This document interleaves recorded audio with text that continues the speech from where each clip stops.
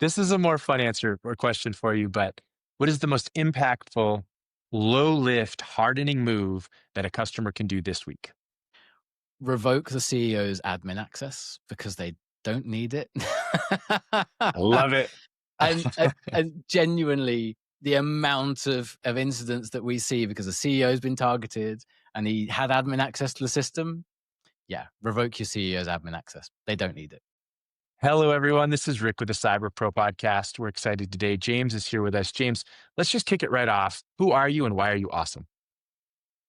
Great question. So my name is James Allman-Talbot. I'm the global head of cyber threat intelligence at Quorum Cyber. And honestly, I enjoy really complex problems.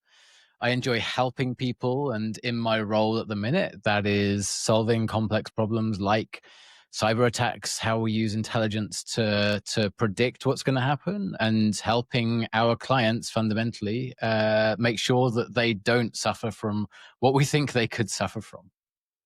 I love it. James, you mentioned intelligence. I've obviously come up in the world knowing a lot about threat intelligence.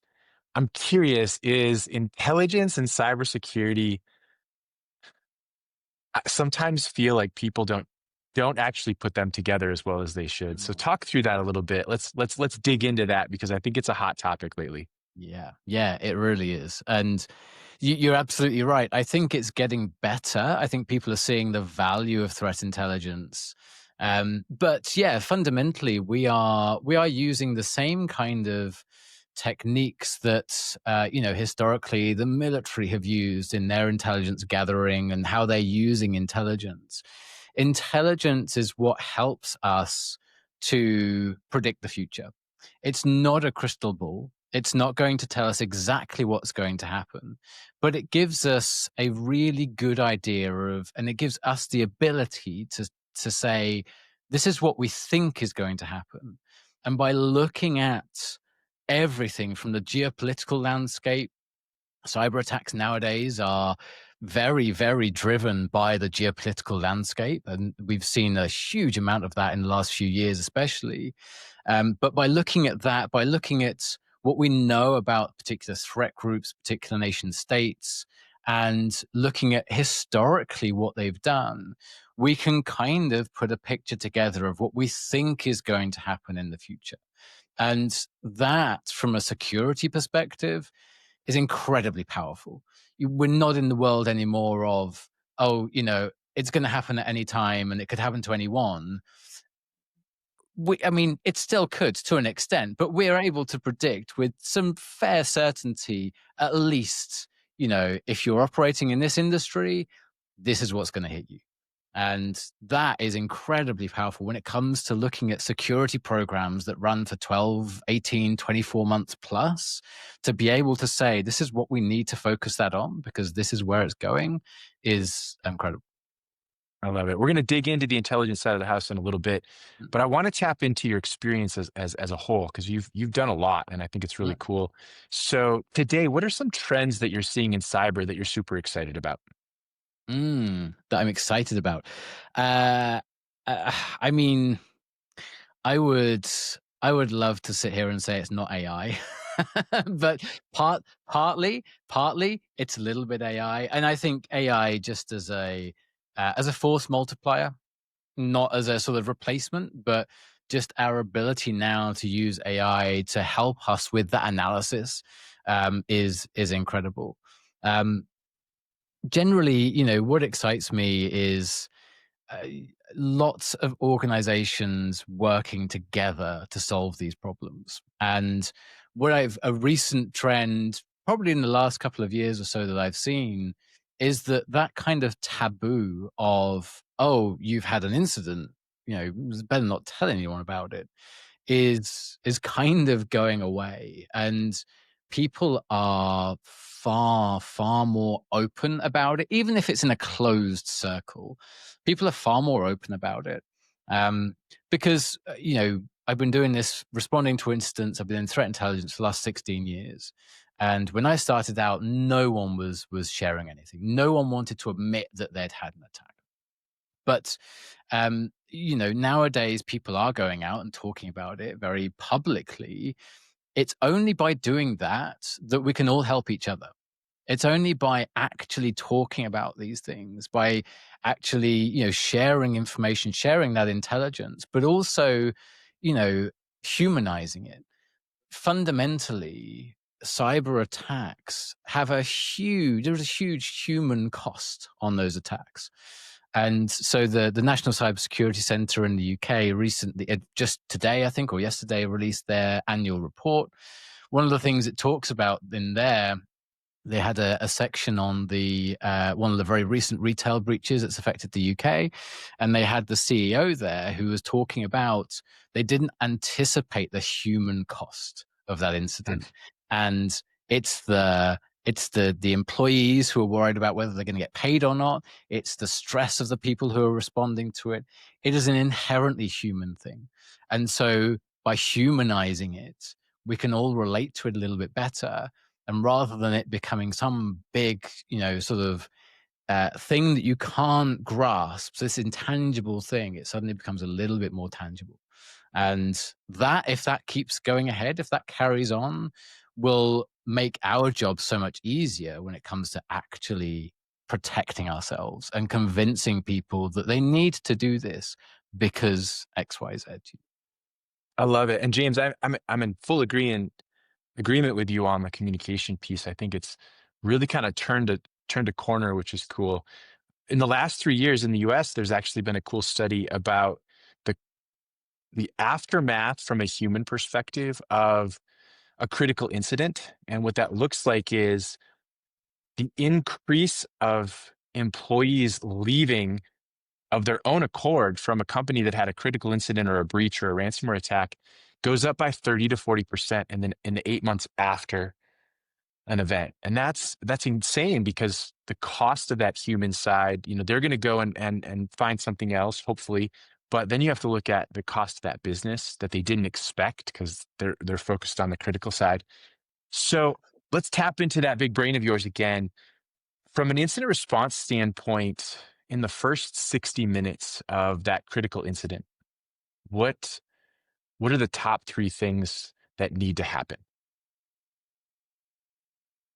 First things first, and sometimes the hardest thing for people to do is for someone to take charge. And we talk a lot about preparing for incidents, preparing for, all your processes, your plans, and everything else. But the amount of times I've walked into a war room and everyone's been running around. No one knows what anyone is doing. It is absolute chaos. The one thing I would say that makes a huge difference is having someone who is on point, who is authoritative, who is not just authoritative, but actually is given the authority by the leadership in the business to make critical decisions. Especially those first 30, 60 minutes, the first 24 hours, the business is going to have to make a huge amount of really important decisions, not just around, do we need to isolate these endpoints or anything like that? But in a lot of cases, it's, do we take this manufacturing plant offline because it could protect it in the long run? You're now in a cyber incident making decisions that are massively going to affect the operations of the business. So, and you need someone who can take point, who can run those who can run those calls, but can also actually make those decisions. So, having someone who's in charge, authoritative, and has the authority to make decisions. You want your decision making process to be as short as possible so that you can make the most impactful decisions at the right time. Um, and also, and we talked a little bit about the human cost of it, but realizing that there is a human cost to it as well. And particularly in those first 24 hours, after that 24-hour mark, everyone is going to be really burnt out, tired. Everyone's been working nonstop to try and get things done. Um, I've seen a lot of incidents go really wrong because they pushed their staff too hard. And you also have to realize that there are some things that need to happen now. There are some things that can afford to wait. And that's a really hard decision to make when it comes down to it, but super, super important. And the third thing, we talked about the sort of taboo and everything else, asking for help. And whether that's from law enforcement or any sort of government agencies, but also from peers. I've worked a number of incidents where, particularly in the kind of local government and critical national infrastructure space, they've reached out to peers. There was one example where they just needed laptops that people could work on, and procurement was going to take a huge amount of time, being a public sector body and everything else. They reached out to one of their peers. They happened to have a batch of 30 or so laptops that had just come in, hadn't been prepped, were ready to go. They were like, yeah, have them. We'll figure it all out afterwards, but you guys have them. And it's things like that. People were willing to help, and just calling out, reaching, calling for help. And whether that's law enforcement or a consultancy or peers in industry, people are willing to help, and you don't have to go through this alone. And that makes a huge, huge difference. Man, I think those are great, and I appreciate that. I'm going to take a slight 45-degree turn away from something, and I just want to talk about it because I think this is a great opportunity to talk to someone who isn't in one single location, right? You work obviously in another country. You work globally, and I've always been fascinated by how cybersecurity across the globe transcends politics, especially geography and geopolitical stances to some degree, right? We understand that, a war in Eastern Europe is probably going to affect the rest of the world in some way, but it's cybersecurity transcends a lot of that. And so let's talk about what that looks like from a security operations center standpoint. What are some global trends that you think are going to shape the risk of commercial businesses in the next 12 months? Global trends, and yeah, you say it as you say, it transcends everything. It is a very common language that we are all that everyone on earth is speaking at this point in time, and will continue to do. And I think the at a government level, there is, between allied states and everything else, there is a fantastic amount of information sharing. That information sharing doesn't always filter down into the commercial world as easily as it should do. And I think that can be really impactful when it does. Sometimes it comes a little bit too late, but it can be really impactful when it does. I think generally, I mean, we all know the sort of how our politics across the world have really defined a lot of our lives over the last 2, 3, 4, 5 years. I think even more so than historically, but understanding that no commercial business is immune from that. It impacts everybody. And we've seen a huge number of attacks over the last few years that have been very politically motivated, but are impacting commercial entities, private entities. Just because you're not in the government space doesn't mean you're not going to be targeted by a potential government entity. So I think we're seeing a lot of our clients who are starting to recognize that. Sometimes it can be very difficult for them to understand that. And the number one thing I hear whenever I get on a call about an incident is, "Oh, we didn't think it would happen to us." It's like we knew this was happening, just didn't think it would happen to us. Well, literally everyone says that. So, you know, the more we can understand that none of us are immune to this, that politics do shape how we have to respond to this, not even just from a regulatory standpoint, but organizations can be targeted. There's a lot of collateral damage out there. There's a lot of attacks that are going on just to kind of prove a point. And that realization does change how you look at cybersecurity. I love it. We're going to dig back now into the threat intelligence incident response side of the house.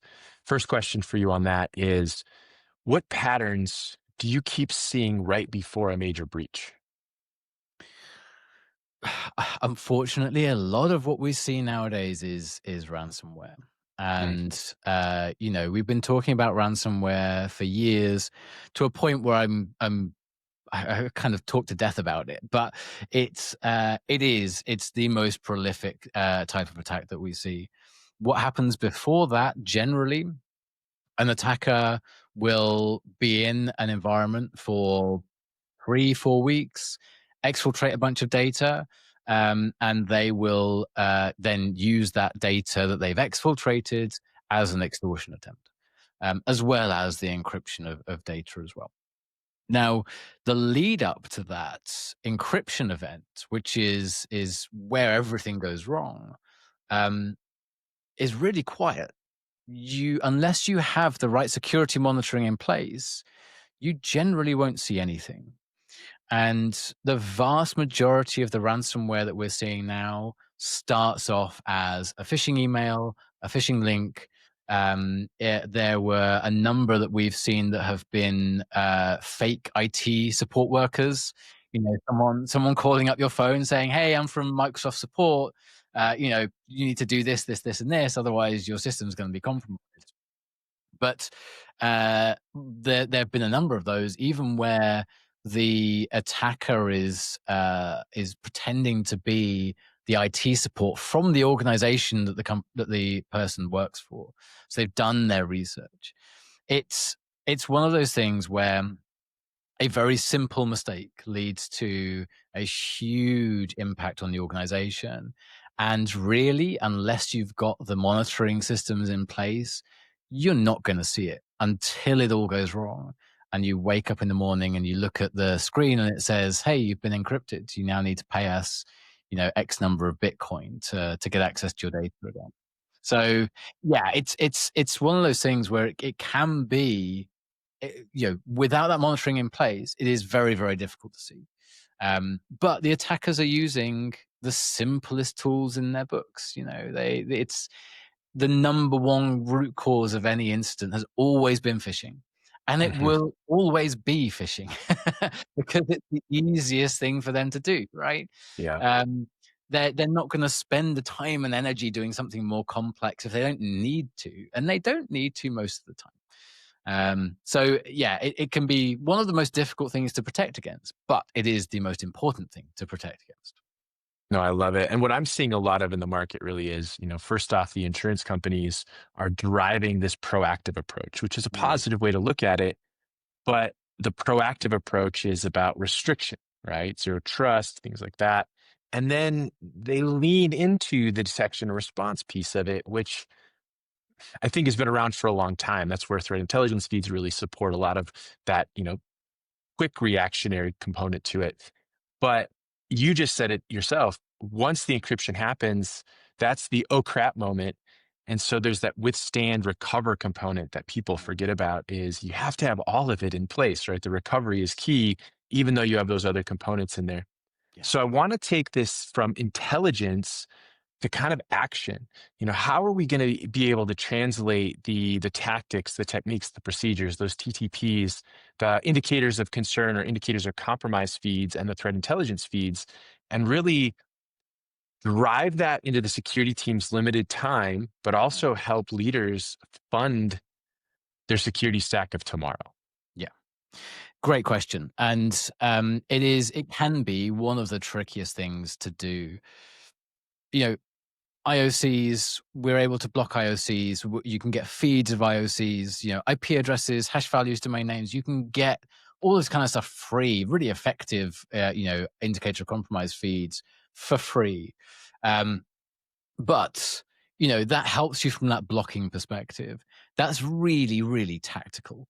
Um, but the shift to then protecting yourself against TTPs is an order of magnitude more complex, because the TTPs, it's like I always use an analogy of like the bank robber, right? The bank robber gets into a getaway car, and your IOC is like the license plate on the car, right? And the make and model of the car. That's a very specific thing. You can look for that license plate, super easy to spot.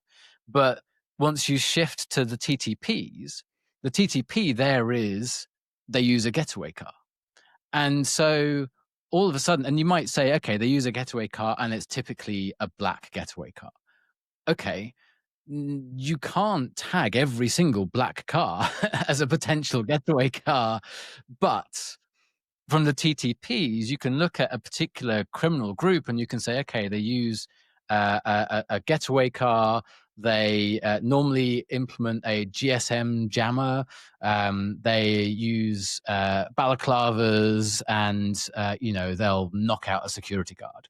It's only when you look at all of those TTPs that you can go, this is something that we need to look for. Now, some of those things independently are very, very malicious, and that's fine.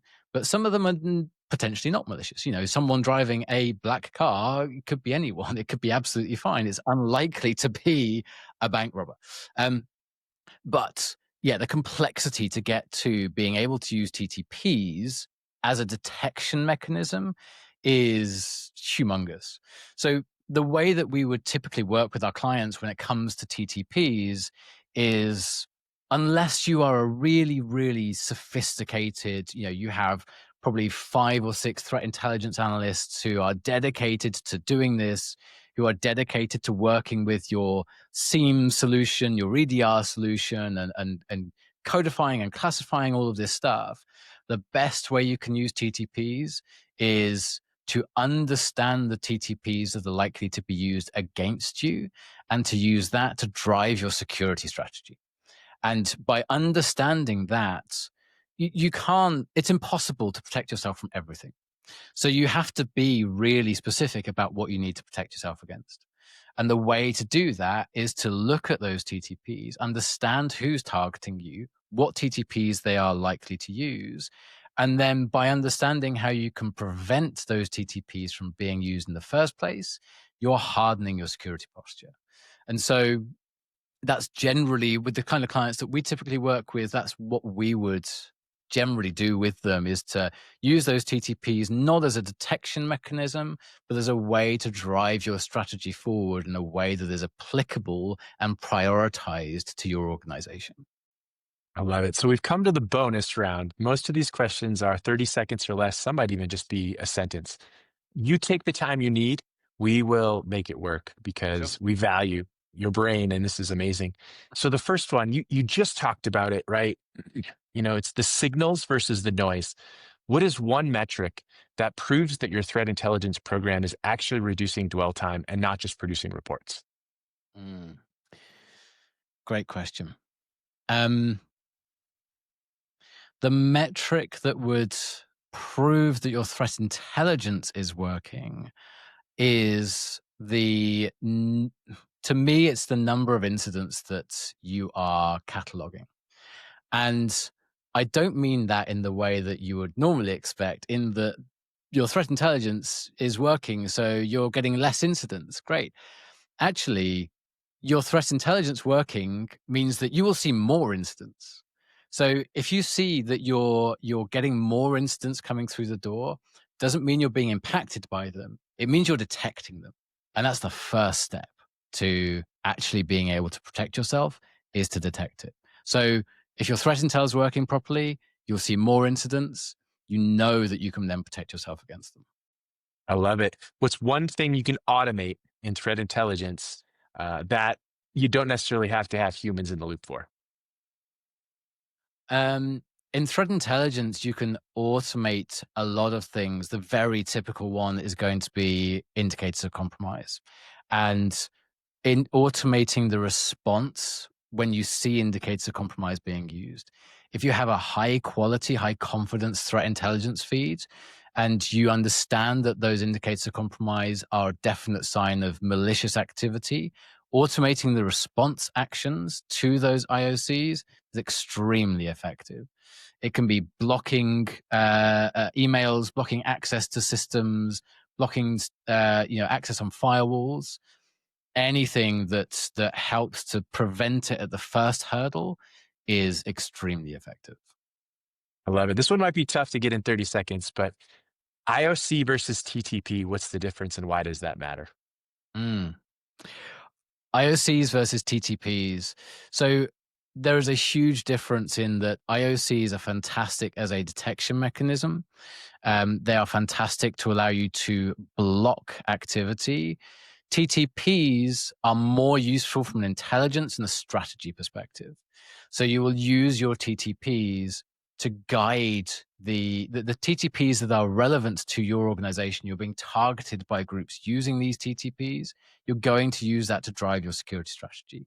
Your IOCs will change on a weekly basis.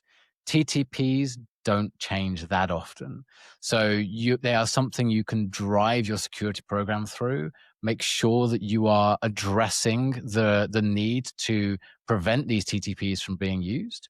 IOCs are just something that you will just keep running in the background. Constantly get new IOCs, block them, and you'll be great. But TTPs are more strategic in the way that you would typically use them. Love it. Top three threat intelligence sources that you trust right now. Top three threat intelligence sources that I trust right now. Um, Trust is a huge thing in threat intelligence. It And is. um, but I think you assess the level of trust based on what you know about that source.